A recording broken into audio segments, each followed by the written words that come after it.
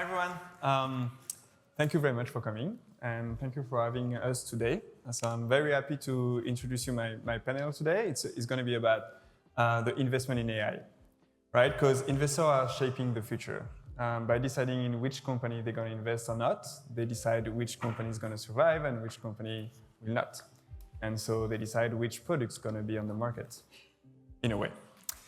And so today we're living this very big revolution with AI, and you can see there is more and more investment in AI every year, and it's growing up actually quite fast. And so then there is this big question: is it a bubble or is it not? So today if we can simplify a little bit where we are, there is, I think, two different sides in the world. So there is the very pro-AI, so the people that think that AI will change the world in better. People think that it's going to help us to solve every problem that we have, including climate change, health problems, and everything. And the world's going to be great. And there is the people that think the opposite, that are more skeptical and thinking that the AI will actually destroy the world and we're going to go into the darkness. Of course, I'm pushing a little bit, the caricature here, but it's just to give you the point of view. And the thing is, we usually talk about numbers with investors. So investors are, investing money, so the numbers are the most important part. But I guess there is a kind of philosophy also behind those investments. And today I would try to explore also a little bit why investors and are interested into this technology and why drive them into this field and why they are so excited about it. So very, very quickly to introduce myself, I used to work as a VC in a firm called FG Labs based in New York, one of the most active VC firms in the US. And right now I got a software company and we're doing software for VC and private equity and working with almost 200 firms in 40 countries. So we can see how the market is moving and we can see our clients more and more excited about AI. So that's why I'm very happy to moderate this panel today, because I will also try to share the point of view of the global market and not only as a direct investor. So so I'd like to introduce my guest first, and maybe I will leave you introduce yourself better. And Megan, I think you got a very interesting model. So actually, you're not directly VC, you're not directly investor, but you got a very interesting model. So I'd love if you could introduce yourself and introduce Gen Z VC. That sounds very exciting to me. Thank you. Of course. Hi, everyone. Nice to be here. I'm Megan Loist. I'm the founder and CEO of Gen Z VCs, which is the largest community of Gen Z investors and founders globally. So we are not an active fund. However, we are a sort of representation of the next generation of the startup ecosystem. And so we have 30,000 plus members from 80 countries, over 700,000 messages in our Slack groups. We're one of the largest in the world, and really are just this sort of hub for innovation and championing young people in the ecosystem. And so I was also formerly in VC. So I was at Generative Atlantic, which is a $100 billion growth fund, and then Lear Hippo, which is the most active fund in New York, and then started Gen Z VCs while I was working in VC. And now, kind of fast forward, I wear a bunch of different hats. So I write a column in the Times business section focused on how founders are leveraging social media and technology to reach Gen Z. I also am the head of social media for an edtech unicorn, one of my former portfolio companies called Class Dojo. And so wear a bunch of different hats at the intersection of Gen Z, social media and creators, and technology, in which AI is becoming the most important conversation. So very excited to speak to you. Can I ask you a controversial question? Why did you leave the VC world to build something different, to do something else? I think I've always been very entrepreneurial in nature. And, I was doing VC from 9 a.m. to 9 p.m. and Gen Z VCs from 9 p.m. to 2 a.m. and then every weekend for like 2 years. And at some point the model does break. But I also think just being able to go all in on something that you're really passionate about, that's what founders do. And so as much as I loved investing, I still get to be a member and part of the ecosystem in so many ways and support founders, but just not the sort of day-to-day. Because even when I was in VC, my favorite part was actually the portfolio support. So our portfolio companies would come to me and be like, all right, Megan, we want to get our first million views on TikTok and working on top of funnel. That was my job. And I still get to do that with founders now, which is really cool. Great. Thank you so much. Ravi, I think you head of investment in Asia for Flourish Venture. Yeah, so could you maybe introduce your career path and what makes you excited about investing in Asia, I think? Hi, everyone. My name is Ravi Kaushik. I head one of the partners at Flourish Ventures. We're a global fintech fund. We invest in the US and then the emerging markets, which is Asia, Africa, and Latin America. I head our Asia investing, but I have a very unique vantage point of not just the intersection of financial services and AI, but also how is AI playing out across the developed markets and the emerging markets. My background, I was an operator. Before this, I was CFO at Agritech. We had a bunch of stuff there. And before that, over a decade of both mid-market and private equity investing and VC investing. So yeah, great to be here. Thank you. Thank you. Tony, we know each other since many years now. And Tony is the most French-American guys I know. So you partner at True Venture, which is a very Californian fund, I would say. And so yeah, maybe could you just introduce, because you had a long history in tech, and you know a lot of very interesting founders and investors, so I'd love to. Yeah, happy to. Yeah. First, it's such a privilege and honor to be here at Oxford, so thank you for welcoming us all. And for those of you who have attended, I hope you get something out of this. So I'm a partner at True Ventures. We have just roughly around $5 billion total capital invested or under management. Not all invested yet, still deploying. We're moving into our 9th fund currently, and we are generalists. We are based in California, but we actually invest outside of California, although increasingly there's a concentration of activity in the Bay Area for sure. But we have notable investments here in Europe, ISI, which is out of Finland, a major company, Basecamp Research, Inveda, just a bunch of different things here in Europe that they're fantastic. So. Yeah, it's good to see some Californian people looking at Europe. So maybe before to start the question, I'd love to see if there is any founder in the room or people who are building a company right now. Great. Yeah, there is some. And everyone is working on AI, or do you also working into other fields or other industries? I guess AI for sure. Yes. Okay. Nice. And did some of you raise money already, or are you looking to raise funds right now? You're looking to raise some funds? Great. Nice. All right. So maybe to start the question, I'd like to start with you, Megan. And so of course you're deeply connected with founders and investors across your community, and of course AI is I mean it's your main interest these days. So what makes you excited about this technology?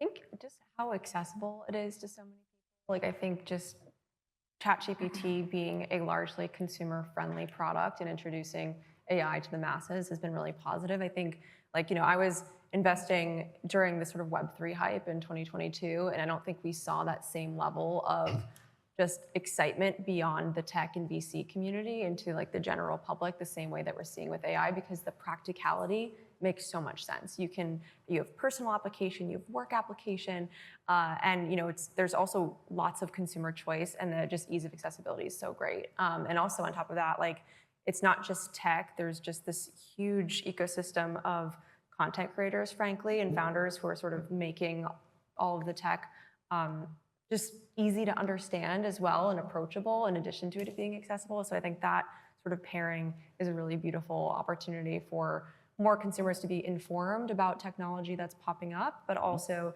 to be able to use it practically in their own lives as well. So I'm more of a consumer girly versus an enterprise girly, but that's why I'm really excited about a lot of the AI stuff. Nice. And so you call your community Gen Z VC. Yep. So you probably work with very young founders. Yes. And so what do they see that is different? What their approach of AI that is different than my generation, for example? I think I can speak like that now. I know this is a VC panel, but I think the idea of bootstrapping has actually become more sexy post AI, because it feels again like you can really create an MVP with less resources and do what you need to do. And so also on top of that, I think something that I've noticed is becoming a theme is the importance of distribution in an AI-first world, where so many companies, product differentiation is becoming like less of a differentiation versus distribution is even more important. So having an audience, I think young people really have an advantage there because they're already very socially native, and they're using it to their advantage to build companies that make revenue from day one versus relying on VC to sort of push that back. One of my favorite examples, does anyone follow CatGPT on Instagram? Or is it show of hands? Okay, so there's some folks, but like she started doing AI accessible education maybe a year ago, grew her following to 1 million followers, again, just in a year. And she has done $200,000 in pre-sales for, it's like a Bluetooth phone that like when someone calls you on your cell phone, it actually just goes to a landline. And so she like built this business, sold it primarily through social media, and again, 2 viral videos led to $200,000 in pre-sales for like an AI-first creator. So I think that model is really exciting. Not every company has to be venture backable or $1 billion business. I think we're going to see a lot more incredible lifestyle businesses that don't necessarily require like VC funding to be successful. So I think that's just like, yeah, that's my quick take. And I think young people really see that opportunity, which is awesome. Interesting. Ravi, you're also investing into emerging markets.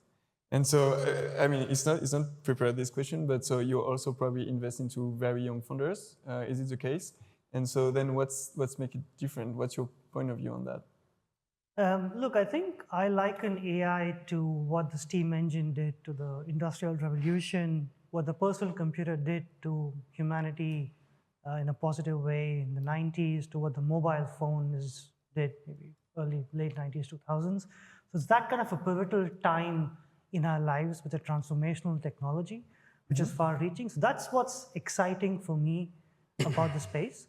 And quite frankly, I think we are ambivalent if you're a young founder or an experienced founder. I think we look for different things in terms of vision, hustle. Are you able to articulate your vision? Are you able to truly communicate what you want to build? And in AI, we come in pretty early. We can do pre-seed, seed as well. So a lot of times we are betting on founders, the vision and the pitch deck that they have. Because they probably won't even have a product on beta, right? But premise being, it's a very transformational time from an AI perspective, and that's changing how we probably will live and how we think.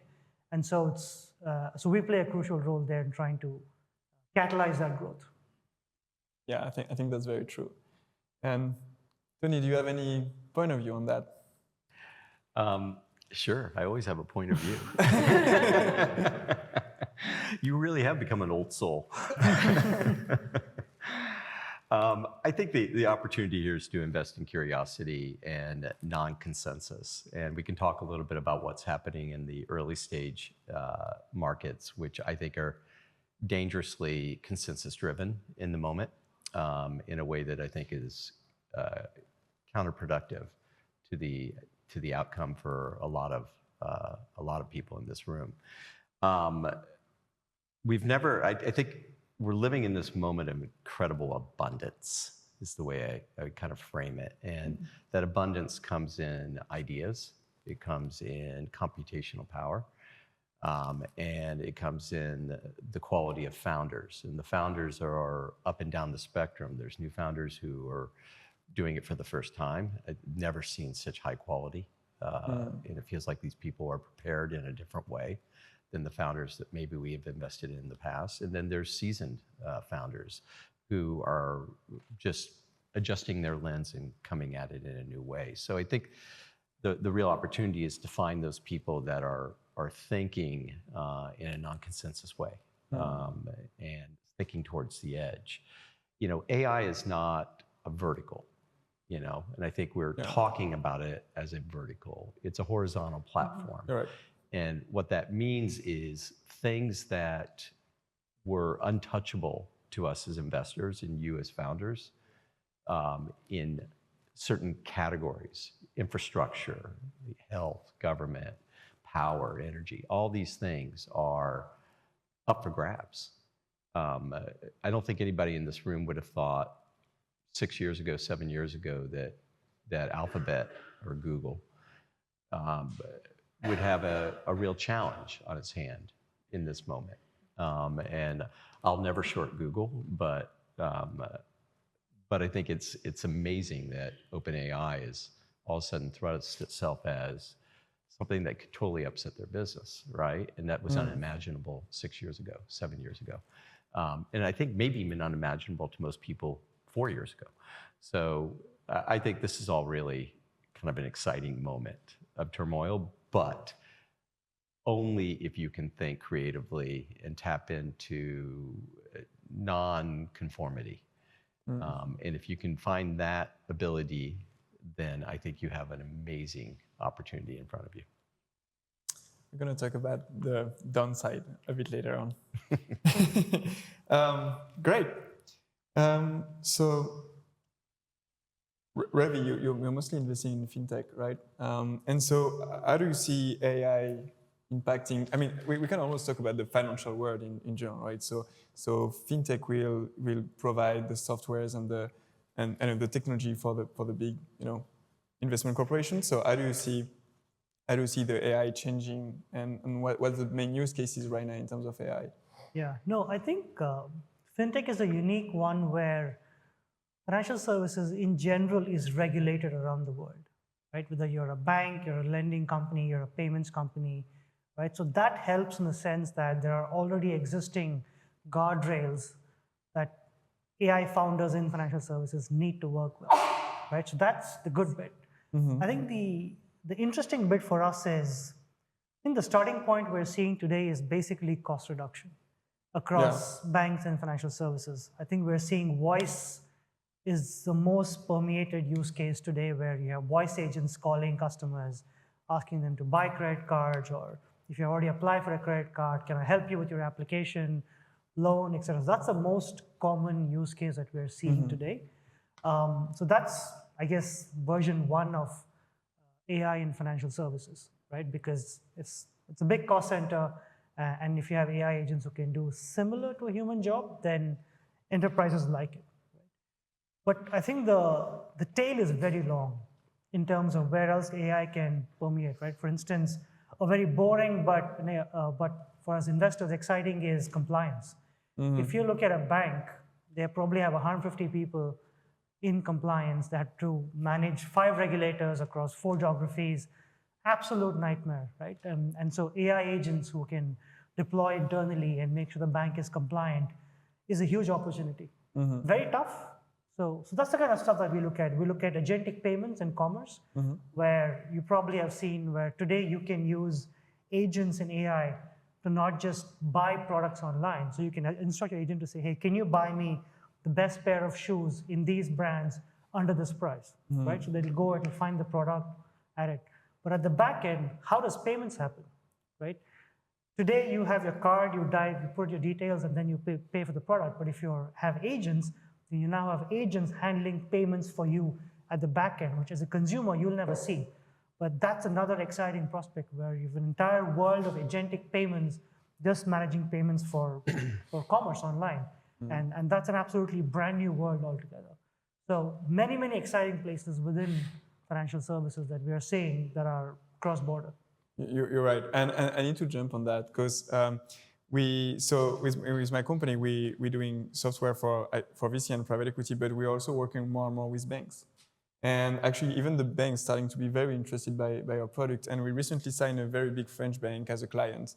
And so one of the problem actually was they got those very huge documents to explain basically the guideline of investment. So where they should invest, in which industry, how much money they can invest or not. And so during a very long time, those documents can be 3,000 pages.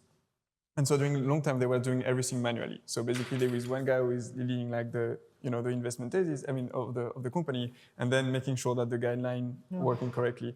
And so they ask us if they can use our deal flow system, and then if we can also build an AI that is able to read those guidelines, extract the quotes, and rank with a scoring system, how true it is.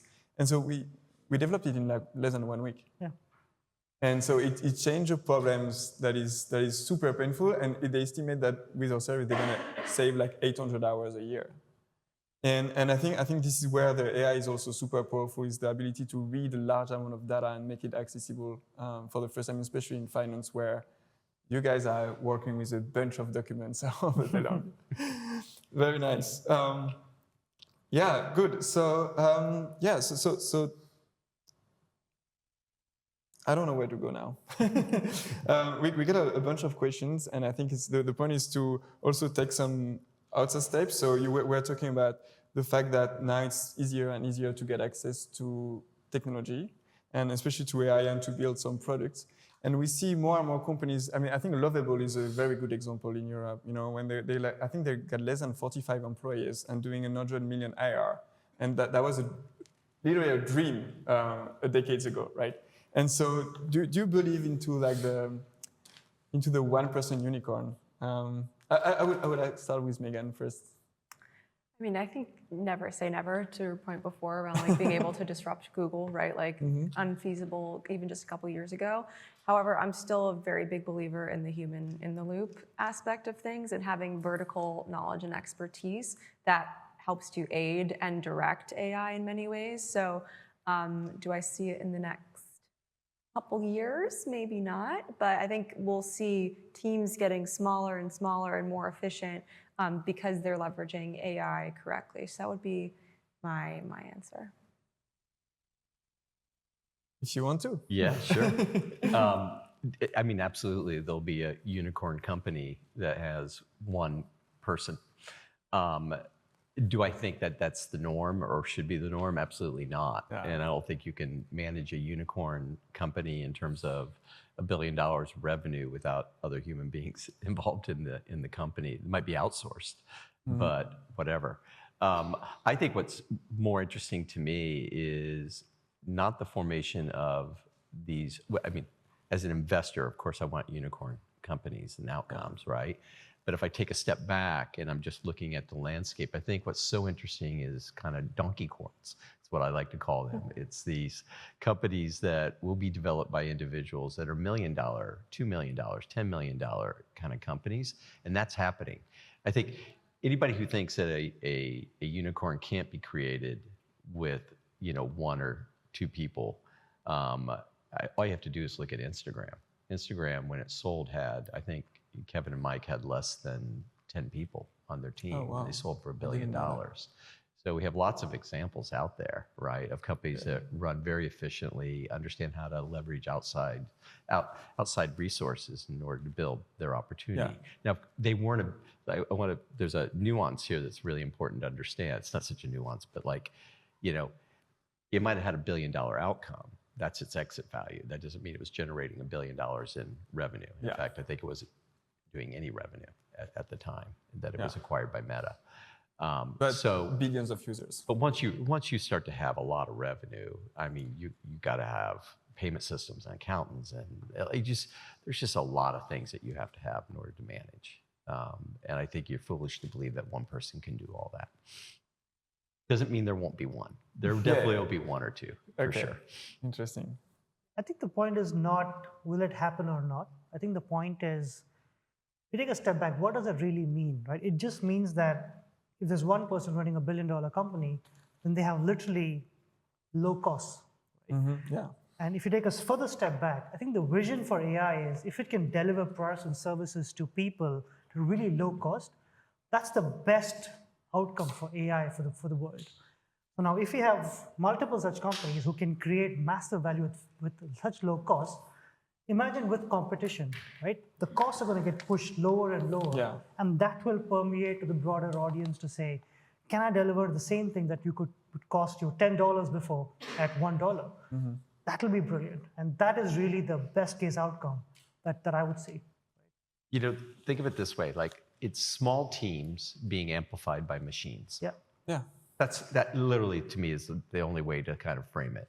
But also you know what I mean? Like, well, I was going to say that just like talent is being acquired for $1 billion even now, right? Like with Meta Superintelligence Labs, like $1 billion contracts for individual people and their expertise. I know it's like different, but like there's so much money flowing into the space from so many angles that, you know, it's just, yeah, it's exciting. I'm not aware of the billion-dollar contracts for an individual. I do know that there's crazy contracts out there. I don't think anybody's scored a billion-dollar contract yet. Just but I think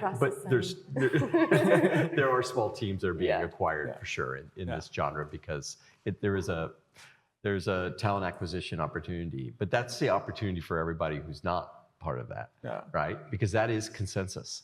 That's moving towards conformity. And consensus never built the future. Literally has never built the future.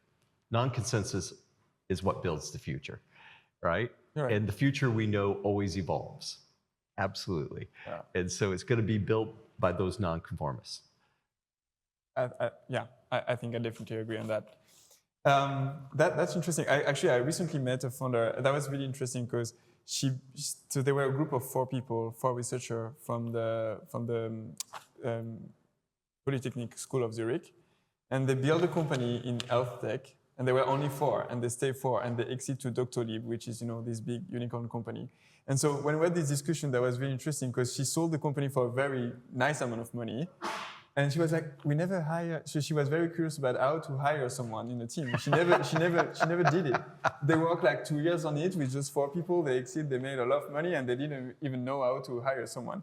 And actually, I think that is sorry, but as a French person, I need to ask you. So we hear everywhere that AI will create great jobs and everyone will get jobs. But as an investor's perspective, I understand that the 4 people, billion-dollar company sounds great. But for the society, there is, of course, some people who will never get access to a job because if there is a lot of founders creating companies with 4 or 5 people, we won't have enough job for everyone, right? And especially if they take a large part of the market. And so what's your perspective on that? I'm happy to go first. Look, I don't have the answer to this, but if you rewind, right? When the personal computer came about, everyone said people will lose jobs, whatever. The reality is, yes, people lost jobs, but many kinds of new jobs were created, right, along the way, which didn't exist. Like her job didn't exist 10 years ago, 5 years ago. It just didn't exist. So I don't have an answer on where it's headed.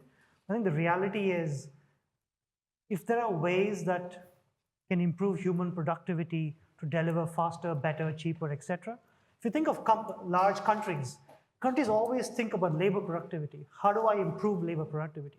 And you think of at the company level, and I think AI used the right way will lead to much, much better productivity, and also will lead to some jobs that don't exist, but potentially new kinds of jobs that will emerge. And I'm an eternal optimist, so yeah. No, that's great. I mean, you need to stay optimist, right? If not, what's the meaning of life, right? Exactly. I think here in the short term, I can't predict how it's going to play out and what it means for humanity in terms of job creation and whatever. And I think looking at the Industrial Revolution may be prescriptive, and it may be absolutely faulty thinking, right?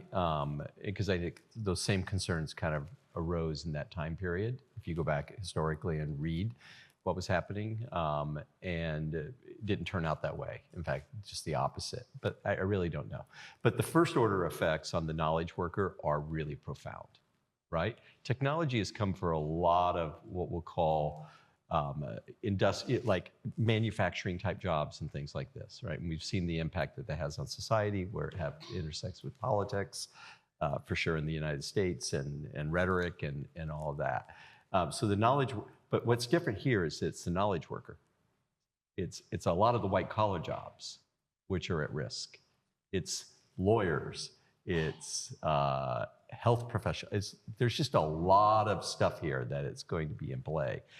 And so I think that's something that in the short term is going to be really difficult to navigate, not in a pragmatic outcome area, but just psychologically for society and how we deal with that. And I think there are effects that I'm not a psychologist, so I can't really project, but I do believe that there's a lot of stress in the system right now. Right? People wondering like, oh my goodness. I mean, if you'd asked me 10 years ago, 5 years ago, maybe even 3 years ago, what would be the safest job in the world? I'd say like, well, you got to get into computer science. You got to be a software developer.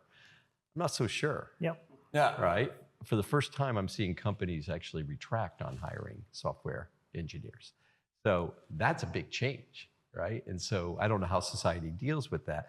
But I do believe as individuals, AI is like, it gives you agency in a different way. And I think for all of us, we can't really understand the superpowers that maybe it unlocks in our ability to scale and what we can do as individuals.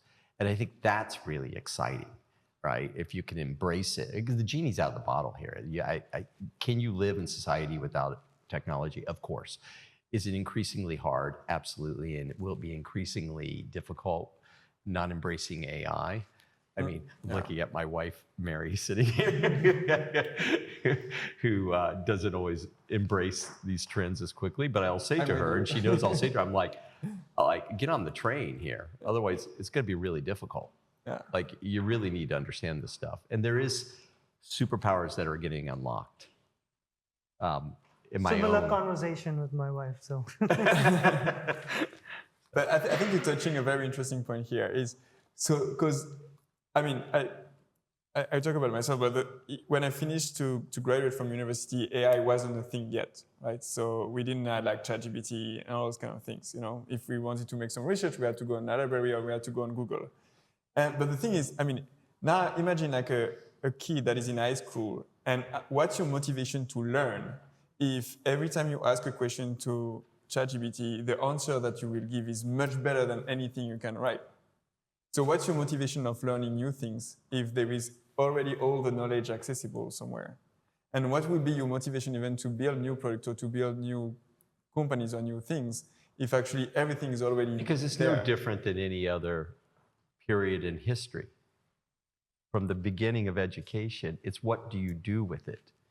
What do you do with learning? How does the learning impact the way that you exist in society and what you do with it, right? So yes, do I have to go and, like, I can summarize a document, you know, in about 12 seconds on ChatGPT or, Yeah. you know, Claude, like it's Or a book. amazing. Or Google. Why, Like, why do you read? Like, why reading a book if actually you can maybe get you somewhere don't, into but it? it's what do you do with that knowledge and how do you what's your critical thinking? You know, those kind of aspects, like education, like, you know, I'm sure like you know, I was at Stanford just a few weeks ago, and it's like writing a paper, like they already know, like, you know, 98% of the students are using, Yeah. you know, ChatGPT or Claude to do that. So like, what's the motivation? So they understand that they can't police it, you know, like that's an arms race. So they have to change the curriculum, and the curriculum will become more about like oratory and like, get up and share with us. What are you extrapolating from that? What does it mean? Where does it go? What's your thinking? All that's going to be valued in a different way, in a very, very different way. I'd love to hear the Megan perspective on that. I was going to say, just I think a lot of the onus is going to fall on universities to sort of prepare young workers. Or I think there's a stat I read recently that the unemployment rate for recent graduates is higher than the regular unemployment rate for like the first time in a very long time in the U.S., which is, you know, for a lot of young people, I think they correlate AI with existential dread as it relates to the job market, because entry-level jobs are the ones that are going away, right? And that's like, you know, that you already have this like sort of expectation for young people that entry-level jobs require experience, and so you have to get that experience through internship. Like there's all these things where people already felt like there were barriers, but now those jobs are effectively being decimated, which is, I think, very scary. But on the flip side, I think it makes entrepreneurship in some ways more appealing than doing a corporate job, where your job is sort of at the whims of any company. And you don't even have to deal with HR anymore. So. But I think in general we'll see more of an emphasis on entrepreneurship, more of an emphasis on sort of AI first education, and hopefully encouraging creativity. Even when I did my MBA here at Oxford from 2023 to 2024 in the business school, and we were not encouraged to use ChatGPT in our classes. Oxford's done like a little bit of a switch, and now there's like a much larger partnership and things like that.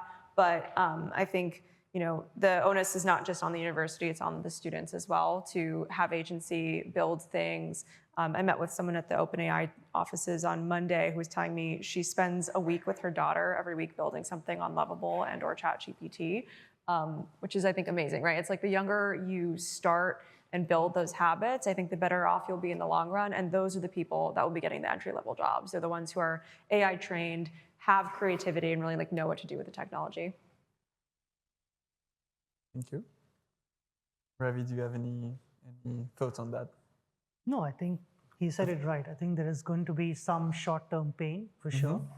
And it's hard to predict what shapes, forms, how long will it last. And I think the reality of what she said is that getting familiar with AI tools, being adept at using them, not just out of curiosity, but also improving productivity, and all of that will help the workforce as they go into the job market. But I also believe that newer business models will come, which will hire different kind of talent, which probably doesn't exist today. And it's hard for us to foresee. Great, yeah. I'd add just one thing. You know, the way I kind of look at AI, it mirrors our own intelligence at this stage. It's mimicking it. Yeah, well, it's mirroring it, it's for sure. So the real challenge for us to think through as a society is, how do we program that with empathy, restraint, and purpose? And if we can figure that out, which I think we will here in the short term, just like social media did that in the short term. Yeah. The question is the long term, right? The mid and long term, and how do these tools get misused, right? And so I think here in the short period, I think besides like the job market, which I think is very stressful, especially for, you know, college graduates right now, I think this is like a moment of abundance again. You know, it's like such a special, special moment. I'm just more worried about, I don't know if that's 3 years, 5 years, 10 years out, but the same patterns that have happened with tech in the past, do those happen again? And are they supercharged in such a way that it's even more unraveling of society? And that is the thing that, as an older person, I am concerned about, you know, with this. But the short term, I'm very excited because it's euphoric. Interesting. So since 2022 and the rise of ChatGPT, so we saw, you know, billions of investment in AI, and there is more and more, you know, every year. And so my question is, did you see already an impact on your life, on your work, on the way that you live on a day-to-day? And what would be, if you can just give me a short description of it, that would be nice. Again, start again? Yeah, sure. I mean, I think like I studied information systems and finance in university, but I never considered myself to be a technical person. However, so I joined ClassDojo, as I mentioned, which it's an ed tech unicorn based in San Francisco. They do classroom management primarily for teachers. And when I joined, I was a team of one running our socials, so across 4 platforms. Ended up hiring one more person, but still a very lean team within a very large company, or large is relative, I guess. We have about 300 people, but you know, we have 800,000 roughly followers on social media, and so there's a lot of different sort of things that we're working with. But I'm a big believer that the future of socials is not just like posting on social media. It's like social first experiences and really engaging people, and that requires things like website builds. That requires like working with engineering teams and moving quickly. Definitely. And I remember there was an instance. This was like in March. We were trying to do this like March Madness themed type of sort of experience for the teachers in our network. And I had pitched this idea to our engineering team, and they were swamped. They're like, can't do it, not possible. Because I wanted to do a sort of like bracket-like experience, like March Madness, but just with ClassDojo characters. By the way, how many people know what March Madness is? Oh yeah, right. We're in Europe. It's a basketball tournament in universities in the United States. Yeah. Very popular. I love that. But it's like the like sporting event in the month of March. Like lots of people are paying attention to March Madness.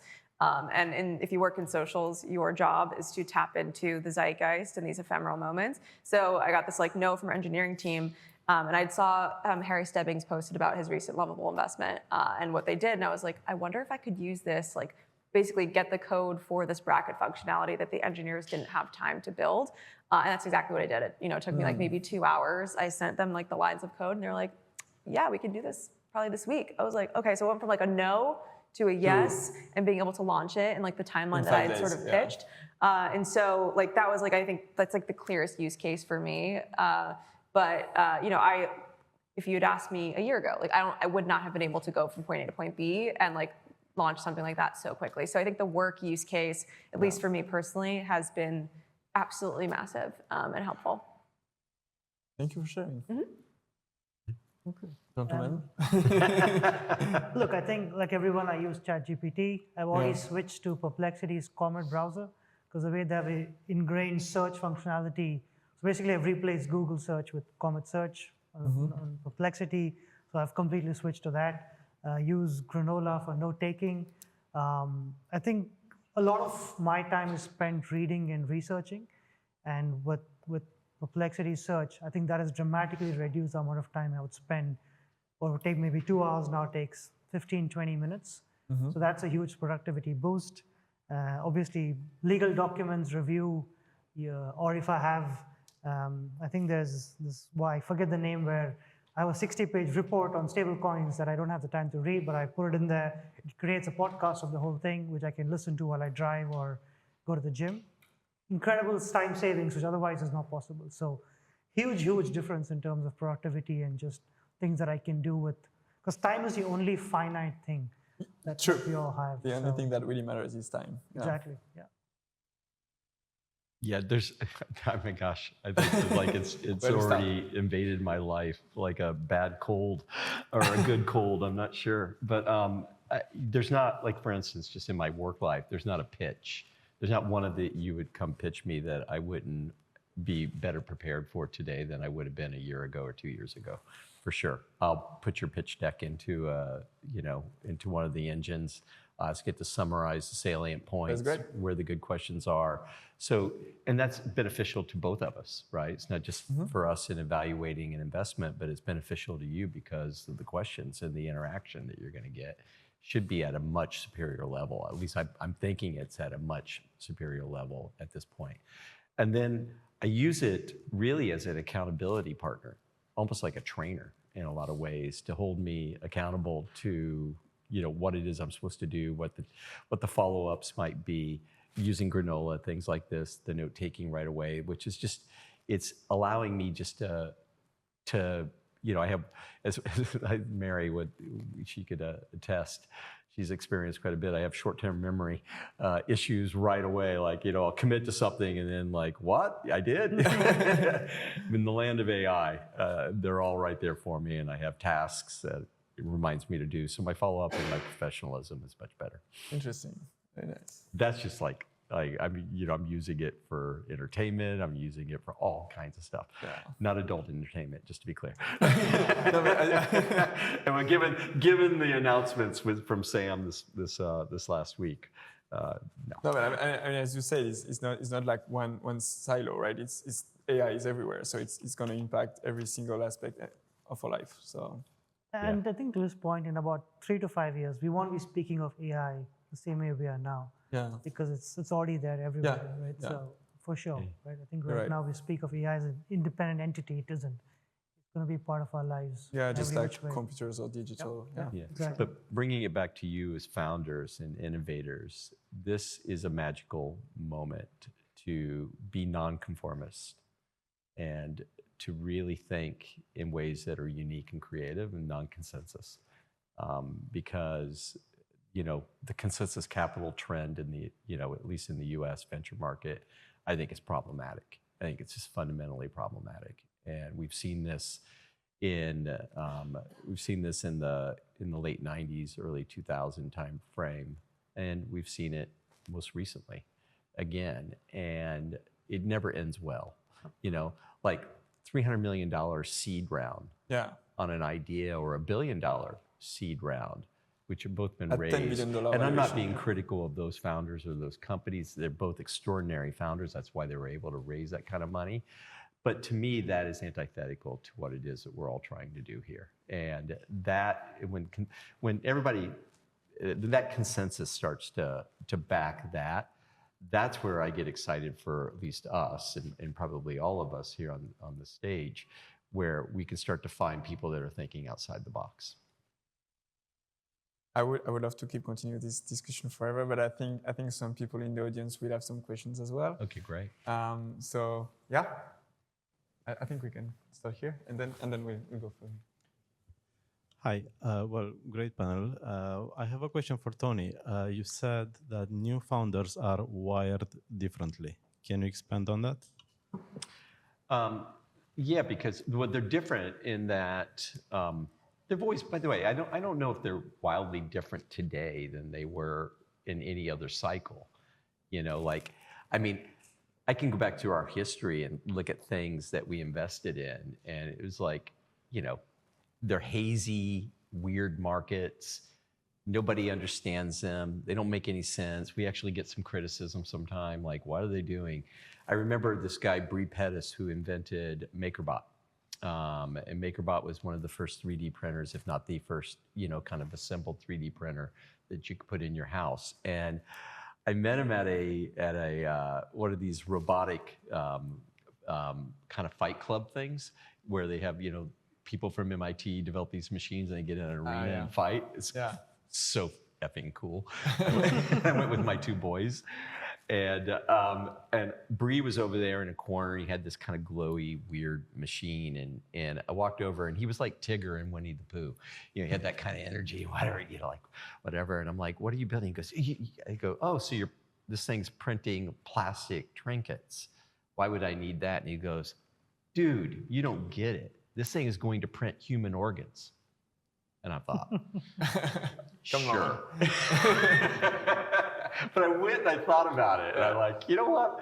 That's the kind of founder that we want to back. That's the kind of founder that we want to find. And we backed that. And sure enough, years later, they're actually in hospitals printing human organs. Yeah. Like, it's crazy, right? And so I think you just have to find those, once again, I keep saying non-consensus, non-conformist type of founder, and those people on the edges that are really pursuing unique, different ideas. And I think that is the opportunity in this moment. So people who are pushing the boundary is quite a lot. You should push the boundaries, and with that comes a high failure rate, right? But that's learning, right? But that's also, that's the deal you should make with yourself as a founder. You know, like push the edges. Like, the greatest founders that I've worked with never did it for the money. Of course they want to make money. Like, I think human nature, most people actually want to have an outcome and make money, but that's not what's driving them. What's driving them, somebody like James Freeman at Blue Bottle Coffee, which is such a non-tech thing that we invested in, it's because he had such conviction, such a point of view about how his product should intersect with you as a customer, right? Controlling every aspect from the ordering to the way you consume the product. An espresso drink you can't take to go. That's ludicrous, right? I mean, whole Starbucks business is all about to go, right? It's like you're going to drink that on premise. So those kind of like founders that understand that and drive, that's where it's exciting. thank you. I think we got a question. Yes, my question, we've been talking a lot about founders and startups and stuff like that. What about those established companies that have already IPO'd and, you know, are still getting investments from people? What are you looking at from an investor's perspective on those type of companies to see how they change and go, okay, I'm going to fund a little bit more of you right now? So I can take that because Tony comes in much earlier. We come in a Series A, Series B. I think there today, apart from the usual stuff about high quality founders, cash flows, revenue, I think we're also seeing how rapidly are they retooling with AI for their customers. Because I think existing software business today are at a risk of getting pushed out by AI native companies that have been being built in the last 2 to 3 years. So the key is how rapidly are you retooling with AI? Because existing companies have an advantage that they already have customers, they have relationships, they have trust. You're selling to large banks. Those are hard relationships to beat. But are you rapidly retooling with AI? Are you thinking about AI in terms of, are you being the partner with your customers to help them with their AI roadmap? Are you able to hire the kind of talent that would typically be hard for existing incumbents, let's say, to hire the best AI talent? So are you able to hire that kind of talent to take you on that path. So I think that's how at least we are thinking of companies that we look at Series A, Series B, which have been 5, 7 years old, which may not be AI native, but are AI enabled. And so a big part of what we spend time is trying to figure out where are they on that arc, and do we believe that they have the right thinking, mindset, and trajectory to compete with AI native companies. I think Ravi is spot on, but the opportunity here for disruption is actually in margins. Period. Yep. Yeah. It's just margins, like old school fundamental margins. You know, gross margin, net margin, like whatever. When you're a startup, the advantage that you have, especially in this world, when you're building from an AI native perspective, it is very cost efficient. And the cost, the compute, yes, AI is expensive right now, right? There's companies running at net negative margins that are massive. I can't, like Cursor or somebody like that recently disclosed. But I'd still bet on that long term because that aspect of the business will go down and they don't have all the legacy load of, once again, human beings and all this other stuff that comes with it that actually drives down margins. So to me, the companies will get much more efficient and much more narrow, and they won't employ nearly as many people. I'm just hopeful that there's just an explosion of companies, right? That will capture all that other talent and put it to use. But it's all about margins. Well, on the point of the margins, are you looking like at maybe labor costs being flat or reducing, but software costs are going to have to go up to support AI? Short term, so but you have maybe your CFOs kind of going, well, software costs are too high. But it's like, where's that balance, or the flags that maybe trip off in an investor's mind of, wait a second. In the history of mankind, technology costs have never gotten more expensive. They always decrease. Yep. Moore's law. There's no example in history when that does not happen. So yes, it's temporarily much more expensive, but midterm to long term, it will be much more capital efficient. Like lights out more capital efficient. I think Claude just released a model yesterday, which is, I think, 1/10 the cost for a certain segment already. So short term, higher cost, sure, but mid to long term, those costs will go down. And you think about like just to marry that back to the original question about a legacy company, a big company. Well, you have all the human being costs, right? Which is going to maintain high unless you just decimate your organization, which I don't think companies are going to do that. I don't think they have the ability to do that. Sometimes legally they don't have the ability to do that. In places like Europe, it's incredibly hard, right? Just to wipe out a workforce. So I think in the short term, they're going to have that cost fully loaded plus the software cost. Yeah. So they're running at higher cost structures. That's the real opportunity for you as a founder. Like, figure out the margin and drive. Yeah. But I think AI is also very expensive because it consumes a large amount of energy. And so what you pay, behind the calculation process and the servers and everything is actually the cost of energy. The thing is, there is a lot of companies now working to optimize actually the energy consumption. So it will definitely drive, the price down. I think we get just one more minute. One question over here. One question there. That guy's been raising his hand. Okay. There is a microphone coming.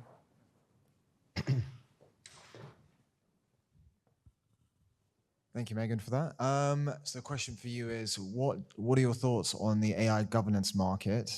And secondly, how do AI governance challenges affect your standpoint as an investor in AI companies? AI governance. AI governance, yes. Yeah, I think it's interesting. I spoke at the House of Lords maybe a couple months ago on the US versus UK perspective on sort of policy and all those types of things. I think there has to be people building in the room and collaboration with governments on both sides of the pond to really get to the right solution. I think Europe gets a lot of flack for being, regulation first versus innovation first, and US has the opposite perspective.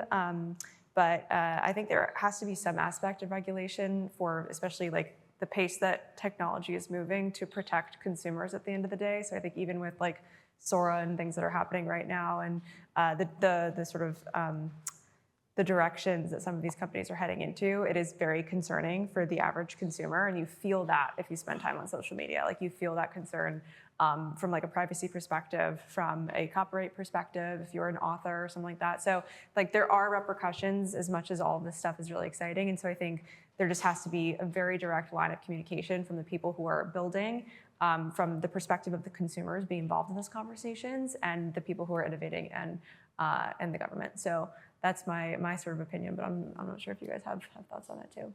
I'm glad you answered that question. I think she's spot on. Maybe one last. I think we got, maybe 1 minute. There is oh yeah, just for here. So of course, there is two. I think we start 5 minutes we can hear late, you. so maybe we got 2 more minutes. One more. So thank you. Wait, right here. There is just right in front, and then of course we go there. Yeah. Great. Thank you. Thank you. You mentioned a few of your own use cases for using AI in your work and your personal lives. Are you finding that you're following the same processes but more quickly in evaluating different, along the same parameters? Or has it fundamentally changed the types of parameters that you bring in when you are basically assessing how non-conformist something is, for example, or the value of it? Basically, you're doing the same thing but more quickly, or are you doing different things now? I think for now, I think the conservative comment would be the same process, but much faster and more efficient. We're doing new things, like I tried to play with Lovable a few weeks ago, and I built an app, etc. But I'll be honest, I think after a point, I realized that there were so many bugs and errors that I don't have the time or the patience or the skills to fix it. So I'm like, this is great, but probably not for me. And probably somebody else might be more adept at using all the new stuff, right? But big use case today is just more efficiency in existing processes. I think our different process for us, because like Megan, we're investing so early at the pre-seed, seed level, that the way we source deals, is historically we've done that through our founder networks, as opposed to people coming in over the transom. And what we're doing now, though, is we're able to leverage those networks of those people and people that are outside of our founder networks in ways through tools like Harmonic and things like this that are finding us just new founders that aren't in our orbit, right? I mean, no venture firm has a monopoly on founders, like, period. It's Sequoia, us, like nobody. Like, it's you have your networks, and that's where typically the ideas are coming from. So we're just, all of a sudden, our net is just much bigger, and then we're able to figure out where the signal is, and then ask for introductions in a way that we probably historically hadn't done. There's the one question in the back. One last question. Yeah, thank you so much. Hi, thanks for the conversation so far. So I come from a tech consultancy and software engineering firm. We are listed on the NASDAQ, and we are getting a lot of pressure from Wall Street, as you can imagine, to look at our business models and to also think about the disruption to our industry. I appreciate it is a slightly different industry than the one that you guys are focusing on from an investment portfolio. And to Jennifer's question earlier, kind of more established companies, you'd answered that margins and protection from disruption are two areas you'd look at. Is there anything you would add to that for more like a services firm that you would think would be interesting if you had your investor hat on? I think one thing I'll definitely mention, that services firms today, especially tech services firms, have the opportunity to become AI co-pilot for the CTO. I think most CTOs are under pressure to do something in AI, especially for large enterprises. Very true. Right? So if you can be the thought partner for them, right, to think through AI, what should that roadmap look like? Where do you want to deploy? Where should you start first? I think that's a soft one, but it can be pretty powerful because it keeps you in the game, and they come to you as a first call. Right? Yeah, I'll just want to add one thing, because I think this is one of the interesting phenomenons that's happening with this particular paradigm shift in technology. This is boardroom driven. This is CEO, C-suite driven. Period. That is different than any other technology cycle I've seen. I think the best CEOs have operated that way. The best boards have operated that way. But I think that's rare. I've been on a number of these kind of boards, and that's really rare. So I think this decision-making is being driven by that group of people. They're saying, we understand this is going to consume us. Mark Andreessen's, software is going to eat the world. Well, AI is going to eat the world, right? And our AI is going to eat the software stack. And so I think being able to position yourself as a knowledgeable co-pilot in that works with those organizations, that's a huge opportunity. It just probably doesn't take as many people, again, unfortunately. Thank you very much. I think it's we will have to leave the space for the next session. So thank you all. And, Thank you. Thank you. Of course, thank you all of you. Thank you. Great questions.